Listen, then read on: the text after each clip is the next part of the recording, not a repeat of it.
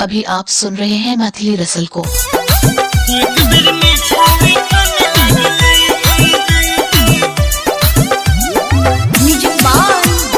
DJ विकास सीतामढ़ी।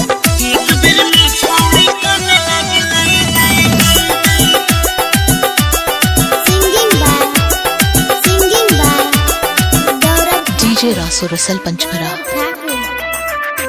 बोले रहे घर रात में लभारे, बोले रहे घर रात में लभारे, देखते हमरा देह काने लागले, एक बेर में छौड़ी काने लागले, काने लागले भैया काने लागले, बोले रहे घर रात में लभारे, बोले रहे घर रात में लभारे, देखते हमरा देह काने लागले, एक बेर में छौड़ी काने लागले, काने लागले भैया काने लागले, एक बेर में छौड़ी काने लागले।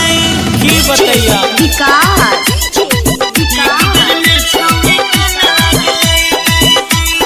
मटिया कला डीजे रासो रसल पंचमरा।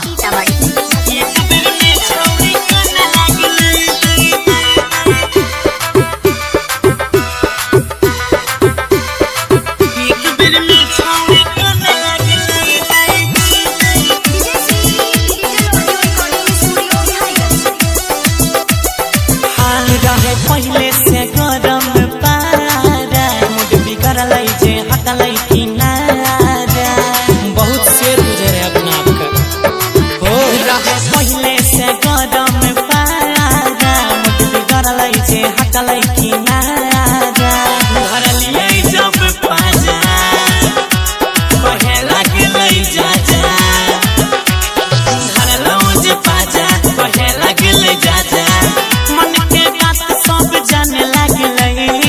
एक बेर में छौड़ी काने लागले, काने लागले हे हो काने लागले, एक बेर में छौड़ी काने लागले।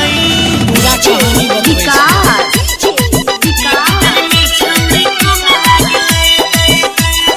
मटिया कला सीतामढ़ी।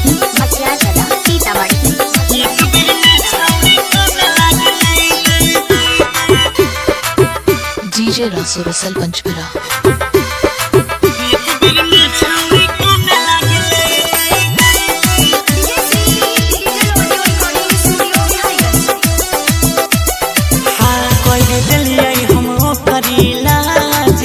सब छोड़ी के शरम लाज रे, पूरा मजा आयल छे सुने, कह दिलिए हम करी लाज रे, सब छोड़ी के शरम लाज रे। संगे रहे रणजीत हमर जिगर छिए मीत, संगे रहे रणजीत हमर जिगर छिए मीत, गौरव अजय भी जान लागले, एक बेर में छौड़ी काने लागले, काने लागले हे रे काने लागले, एक बेर ले लिए काने लागले।